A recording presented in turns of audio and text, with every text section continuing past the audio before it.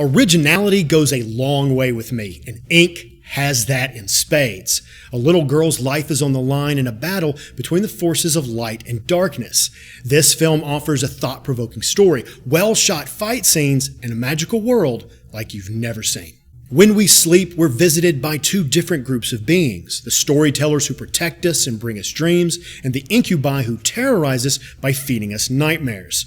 A monster known as Ink has stolen a little girl's consciousness from her body and seeks to deliver it to the diabolical assembly. A team of warriors travel to the waking world to reunite Emma with her estranged father so they can wake her up. Meanwhile, a single storyteller risks everything to stop the hideous Ink.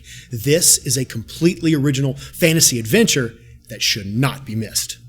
This is one of those times where a director had a small budget but knew exactly what they were doing. The film quickly lures us in with intellectual storytelling, solid action, and impressive visual effects. Director John Winans worked very closely with his wife Kawawa in everything about this movie, from the writing to the design. Together they give us a stylized world that we've never really seen before. There's blends of cyberpunk, unique fantasy elements, and even twisted cyber horror all coming together. This is a wild look that really does tell this mystical adventure we get to go on. There are a number of stories here that run together, and the film is not exactly linear.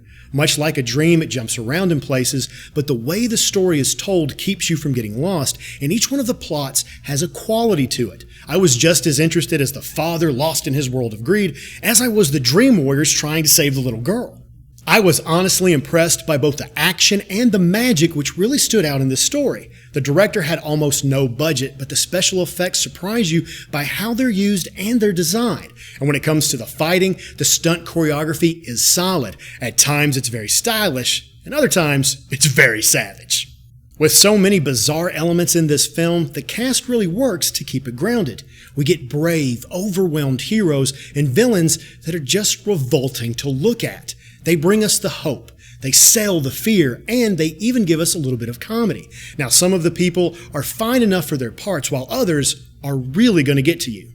The vile-looking Ink is an interesting character. Not only is he a monster that knows how to fight, but there's more to him than you first think. Chris Kelly really does a great job bringing pain and anguish to the estranged father, and it made that part of the film much more interesting to me. But I have to say that Jeremy Make as the blind Pathfinder Jacob brought a surprising comedic performance I didn't see coming.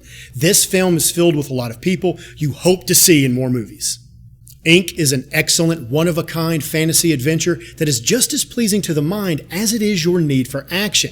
This movie was about 10 times better than I thought it was going to be when I clicked play. I can't even count the number of times I passed this tile up. Do yourself a favor and watch one exceptional story.